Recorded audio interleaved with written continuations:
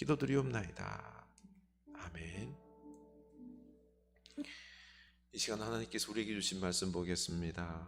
잠언 17장입니다. 잠언 17장 1절에서 6절입니다. 잠언 17장 1절에서 6절 말씀입니다. 우리 다 같이 한 목소리로 읽겠습니다. 마른 떡 한 조각만 있고도 화목하는 것이 제육이 집에 가득하고도 다투는 것보다 나으니라. 슬기로운 종은 부끄러운 짓을 하는 주인의 아들을 다스리겠고 또 형제들 중에서 유업을 나누어 얻으리라. 도가니는 은을, 풀무는 금을 연단하거니와 여호와는 마음을 연단하시느니라. 악을 행하는 자는 사악한 입술이 하는 말을 잘 듣고 거짓말을 하는 자는 악한 혀가 하는 말에 귀를 기울이느니라. 가난한 자를 조롱하는 자는 그를 지으신 줄 멸시하는 자여, 사람의 재앙을 기뻐하는 자는 형벌을 면하지 못할지니라. 손자는 노인의 면류관이요 아비는 자식의 영환이라. 아멘. 이 축복의 말씀이 우리에게 은혜가 될 수 있기를 원합니다. 교회 소식 나누겠습니다. 우리 6월 주제는 나라 사랑입니다. 나라를 위해 울며 기도할 수 있기를 원합니다. 이 나라 사랑주의, 이 나라가 요즘 갈등과 혼란 가운데 있습니다. 나라를 위해서 기도할 수 있기를 원합니다. 코로나 백신 접종이 이루어지고 있는데요. 우리 아무런 문제 없이 온 성도님들 잘 맞게 해주시고 그리고 항체 형성이 될 수 있도록 기도합시다. 콩고 선교를 위해서 기도할 수 있기를 원합니다. 특별히 그 학교 근무를 위협하는 제방공사, 하천에 우기가 되면은 물이 범람해서 자꾸 파고 들어옵니다. 제방공사 위해서 기도 많이 부탁드립니다. 우리 치유 중보 기도를 위해서 열심히 기도했으면 좋겠습니다. 몸 성전을 건강하게 거룩하게. 요번 주는 잠언 17장 3절입니다. 우리 지혜 사람 될 수 있기를 원합니다. 우리나라를 사랑하며 또 희생하며 울며 기도하는 지혜자가 될 수 있기를 축원합니다. 우리는 인생의 행복을 관계에서 찾으려 하기보다는 소유에서 찾으려고 합니다. 서로 살아가는데 이 행복이 있는데도 사랑의 관계보다는 많은 것을 소유함으로 행복하려고 합니다. 그러나 잠언 17장 1절에서는 마른 떡 한 조각만 있고도 화목하는 것이 제육이 집에 가득하고도 다투는 것보다 나으니라 라고 했습니다. 마른 떡, 바로 말라 비틀어진 빵입니다. 그걸 이거 가난한 초란 식탁이죠, 그렇죠? 마른 떡을 떼어서 초에 찍어서 또 혹은 물에 찍어서 먹었습니다. 보면은 보아스가 룻에게 초에 찍어 먹으라 한 게 이 마른 빵인 것입니다. 이렇게 가난해도 화목할 수 있으면 행복한 것입니다. 그러나 제육이 집에 가득한 것은 풍성한 고기를 곁들인 기름진 식탁을 의미합니다. 여기서 제육은 하나님께 감사잖아. 화목제를 드리고 나서 그 좋은 고기들 가지고 와서 가족들이 함께 둘러 앉아서 먹는 것을 말합니다. 그런데 그렇게 하나님께 감사하며 화목하겠다라고 제사하고 왔지만 화목하지가 않습니다. 잘 사지만 제사 위선적이고요. 그리고 불화한 가정입니다. 행복하지가 않은 거죠. 차라리 많은 떡 한 조각을 먹으면서 화목한 것이 더 낫다, 행복하다라는 것을 말하고 있습니다. 이렇게 관계의 지혜에 대해서 말하고 있습니다. 가정에서 관계가 깨지는 것은 이 하나님과의 관계가 먼저 깨졌기 때문입니다. 그런데 문제는 자기가 하나님과의 관계가 깨진 것을 모릅니다. 왜요? 내가 이렇게는 열심히 제사하며 화목제물로 드리며 부자가 된 게 이게 하나님의 축복이다라고 생각하기 때문에 내가 열심히 또 제사하고 있기 때문에, 그래서 나는 하나님을 잘 믿고 있다라고 착각하는 거죠. 그러나 이 가족 간에 이 불화한다는 것 자체가 이미 하나님과 관계가 깨졌다는 증거인데도 모릅니다. 아담이 죄로 말미암아 하나님과 관계가 깨졌죠. 숨었습니다. 두려워서 숨었습니다. 그리고 바로 이 아담은 하와 때문에 라고 변명하며 서로 책임을 전가했지 않습니까? 이렇게 이 둘은 관계가 깨진 것입니다. 이 깨진 관계가 자녀들에게도 이어졌죠. 가인이 아벨을 죽였습니다. 참 비참하죠, 그렇죠? 가족 안에서 관계가 깨짐으로 비참함이 찾아왔습니다. 그런데 그 이전에 이 가인이 하나님과의 관계가 먼저 깨졌죠. 하나님 앞에 제사할 때에 믿음으로 제사하지 않았습니다. 형식적으로 제사했기 때문에 하나님은 그 제사를 받지 않았습니다. 하나님과 관계가 깨지자 동생 아벨을 시기 질투 미워하면서 그를 죽였던 것입니다. 이렇게 관계가 깨진 것입니다. 관계가 중요합니다. 그 경기도 양주 고깃집 모녀 갑질 사건, 우리 뉴스를 통해서 알고 있습니다. 맛있는 고기를 먹고서 왜 그렇게나 험악한 말을 하면서 욕하고 갑질하는 것일까요? 그 녹취록을 봤더니 참 너무 민망합니다. 그 사람이 목사라는 말에 참 부끄러움을 감출 수가 없습니다. 그래서 주변 목회자들이 죄송하다 그러며 대신 사과했다고 합니다만, 이 한 번 내뱉은 그 험악한 말은 그 고깃집 주인의 마음을 난도질을 한 것입니다. 온 국민들이 공분하면서 욕을 하고 있습니다. 또 하나님과 교회는 욕을 얻어먹고 있지요. 사람이 먹다가 생각지도 못하게 좀 불편함이 느껴서 기분이 상할 수 있어요. 그러면 유순한 말로 요청할 수 있죠. 온순한 혀는 곧 생명나무이지만 패역한 혀는 마음을 상하게 하느니라.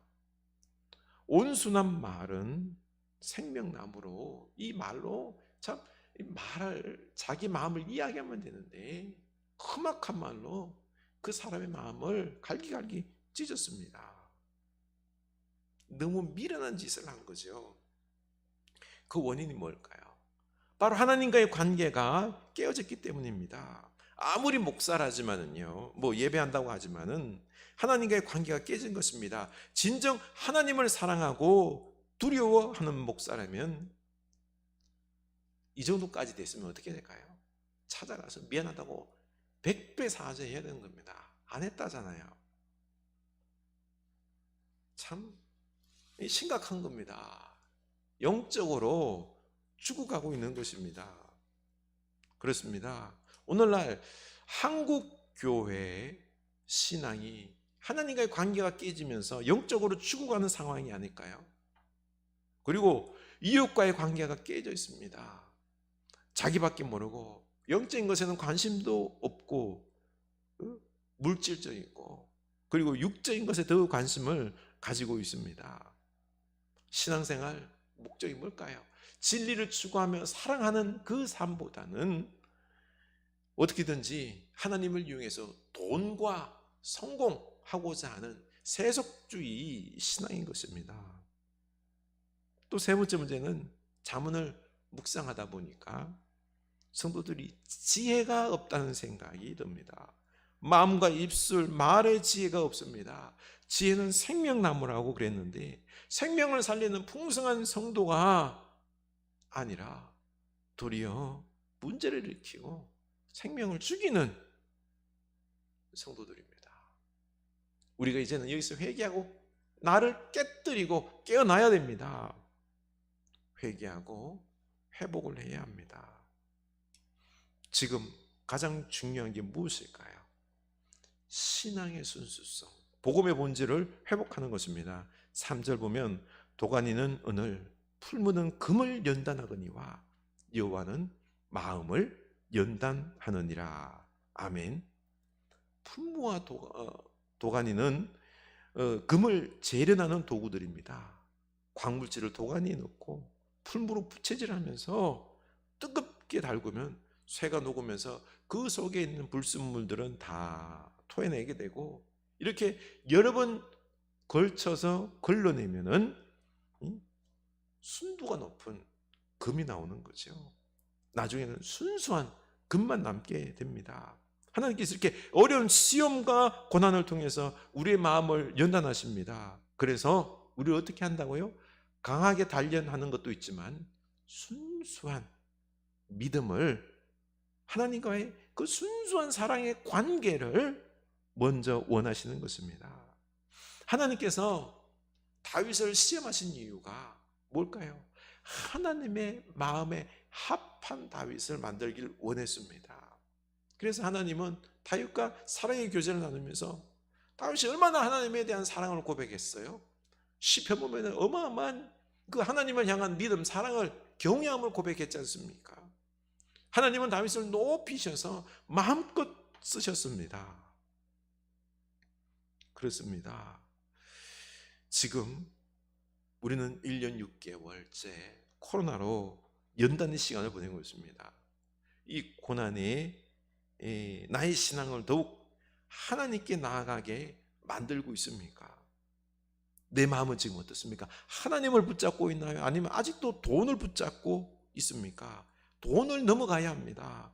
하나님은 돈을 내려놓고 연단을 지키실 것입니다. 정신 차려야 합니다. 하나님을 가장 사랑하고 하나님과의 관계를 우리가 회복해야 합니다. 이런 순수한 신앙을, 믿음을 하나님 원하십니다. 북이스라엘 아합 왕 때에 참 그때는요 잘 살았습니다. 그런데 왕비 이방 여인 이세벨이 우상숭배와 악행으로 이스라엘이 우상숭배에 빠졌습니다. 쾌락의 시대였던 거죠. 그래서 하나님은 엘리야를 통하여 3년 6개월 동안 비를 내리지 않겠다고 심판을 명령했습니다. 이 고통의 시간이 믿음의 사람들에게는 연단의 기회가 된 것입니다. 가뭄으로 농사가 안 되니 어떻게 돼요? 먹고 사는 게 힘들었습니다. 이 가뭄에 가장 취약한 계층인 과부와 아들만 사는 집을 엘리야가 찾아갑니다. 가보니 한 끼 식사 가루 한 움큼과 기름 조금 남아 있었습니다. 왜 하필 이 찢어지게 가난한 집안에 갔을까요? 이건 저주가 아니라 축복이기 때문입니다. 엘리야가 먼저 자기를 위하여 작은 떡 한 개를 만들어서 내게로 가져오고 그 후에 그 남은 걸로 너와 내 아들도 만들어 먹으라 라고 말합니다. 그러면서 중요한 게 이스라엘의 하나님 여호와의 말씀이니 나 여호와가 비를 지면에 내리는 날까지 그 통의 가루가 떨어지지 아니하고 그 병의 기름이 없어지지 아니하리라. 분명히 먼저 축복의 말씀을 하십니다. 지금 오랜 가뭄으로 먹는 게 귀중한 줄 안다. 그러나 사람의 먹고 사는 것을 주관하시는 분은 하나님이시니 하나님께서 부어주실 줄로 믿고 작은 떡 만들어서 먼저 엘리야를 대접하라. 그러면 네 가루통과 기름이 떨어지지 않을 것이다. 축복해 주시는 것입니다. 지금 하나님은 물질보다 하나님을 더 우선시하라고 시험하신 것입니다. 이 여인은 이 시험에서 통과했죠. 이 하나님 말씀을 믿고 엘리야를 대접했더니 가루와 기름이 떨어지지 않았습니다. 하나님께서 먹고 마시는 부분을 다 책임져 주셨습니다. 그 축복도 잠시 그 아들이 씨름씨름 앓더니 죽었습니다. 이 여인이 엘리야에게 하나님의 사람이여, 당신이 나와 더불어 무슨 상관이 있기로 내 죄를 생각나게 하고 또 내 아들을 죽게 하려고 내게 오셨나이까. 하나님은 이 아들의 죽음을 통해서 더 깊은 죄와 영적인 문제를 터치하고 있습니다. 엘리야는 그 죽은 아이를 안고 살려달라고 하나님께 기도하자 하나님이 살려주셨죠. 바로 하나님은 우리의 생명의 부분을 터치하면서 오직 하나님께서 생명의 주권자이심을 알게 하시는 것입니다. 인생의 근본, 시작은 어디에서부터요? 하나님에게로부터 오는 것을 이 여인에게 가르쳐 주는 것입니다. 지금까지 내 인생의 근원이 하나님이심을 모른 채 내 마음대로 살았던 것, 이 모든 죄를 회개하고 생명과 삶을 기도하라는 것입니다. 하나님은 지금 회개와 기도를 통해서 이제는 하나님께로 돌아오라고 말씀하는 것입니다. 이 여인이 이렇게 고백하죠. 24절에서 내가 이제야 당신은 하나님의 사람이시오, 당신의 입에 있는 여호와의 말씀이 진실한 줄을 아노라 하니라. 아멘. 이제 온전히 하나님을 믿고 그 하나님 말씀이 진실됨을 믿노라고 고백하고 있습니다. 하나님은 살아계십니다. 우리와 살아있는 관계, 진실된 관계를 맺기를 원합니다. 하나님은 3년 6개월 동안 가뭄을 내리시면서 이 사렙다 과부는 하나님만을 믿고 붙잡는 이 순수한 믿음을 만드셨습니다. 또 아합의 왕궁을 맡은 이 오바댜 장관을 통해서 그때 숨겨진 하나님의 사람 100명 동굴에 숨겨놓고요, 그들을 먹여 살렸습니다. 오바댜가요 목숨 걸고 한 겁니다. 이처럼 하나님은 순수한 믿음의 사람들을 세우면서 한편으로는 이 아합 왕과 숭배자들을 심판하십니다. 다 무너뜨렸지 않습니까? 그리고 온 이스라엘에 하나님께서 참 신이심을 보여주셨습니다. 하나님께서는 우리에게 순수한 믿음의 사람, 하나님과의 관계 회복을 이루어 가시고요, 그러면서 우상에 대해서는, 악에 대해서는 심판해 가시는 것입니다. 우리가 이 세상을 살아가면서 지금 해야 할 게 뭘까요? 하나님을 최우선으로 사랑하는 것입니다. 나는 지금 돈보다 하나님을 더 사랑합니까? 우리는 이 시험을 이겨야 합니다. 하나님께서 우리의 생명의 근원이시기에 하나님을 진실되게 믿는 순수한 믿음을 회복하는 것이 우리 삶의 목적이 되어야 됩니다. 하나님과의 관계를 회복하고 사랑하며 그 사랑으로 사람들과 관계를 맺어 나가는 게 지혜인 것입니다. 우리 지난 주일 오은영 박사에 대해서 이야기를 나누는데 좀 더 생각해 볼게요. 6개월 동안 6개월 시한부 선고를 받고는 이제 수술하게 되었습니다. 수술하기 전에 남편 불러놓고 이제는 뭐 자칫하면 죽을 수 있으니까 그렇죠. 말을 하죠. 여보 사랑했습니다. 그동안 감사했습니다. 당신 만나서 행복했습니다.